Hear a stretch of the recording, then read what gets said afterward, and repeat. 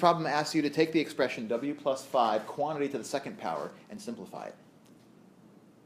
How did what we learned today tell us how to do this problem? To turn w plus 5 quantity squared into a problem that we know how to solve, we can trade out squaring for the operation of multiplication by itself. So w plus 5 quantity squared is equal to w plus 5 times w plus 5. That's not only a way to reduce this into a problem that we know how to solve, but it also is the way to avoid making what's probably one of the most common algebra errors that is made across mathematics. Even my math majors are still trying to iron their way out of this one. Because what's the wrong way to approach this problem? Squaring the w and 5. Yeah, square the w and square the 5 and just add them, right? So that's what not to do. I'm going to draw this up here, and then I'm going to draw giant scratch marks through it.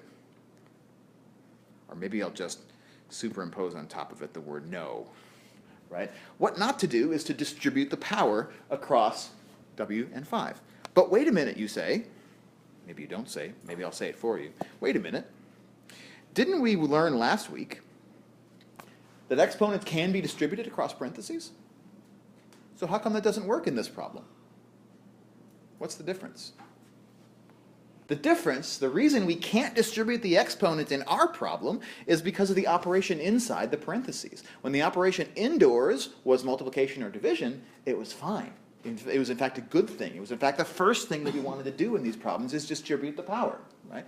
Because when it's when it's multiplication or division on the inside, that works because of the relationship between, the intimate relationship between exponents and multiplication and division. That relationship does not exist between exponents and addition and subtraction.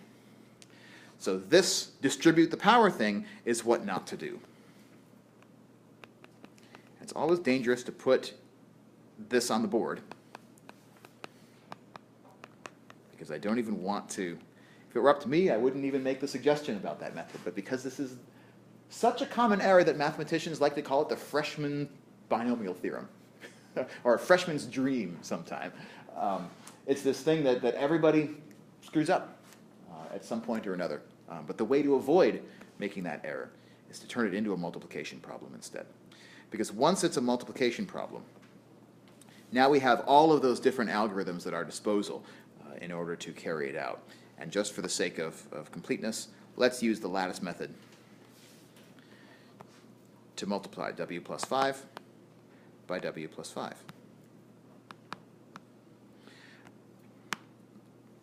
Make myself a little bit of room. Here we go. All right, so what do I get in this top left? What's w times w? W squared. And then in this cell, 5 times w. And then in this cell, w times 5.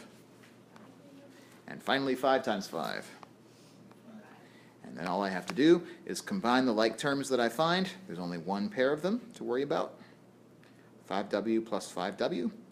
When I add those together, what do I get? 10w. And then my w squared carries down. And my 25 carries down.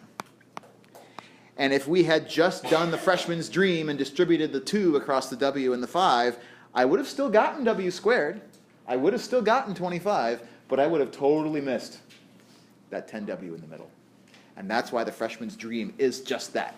It's a dream, right? It doesn't actually work hardly any of the time.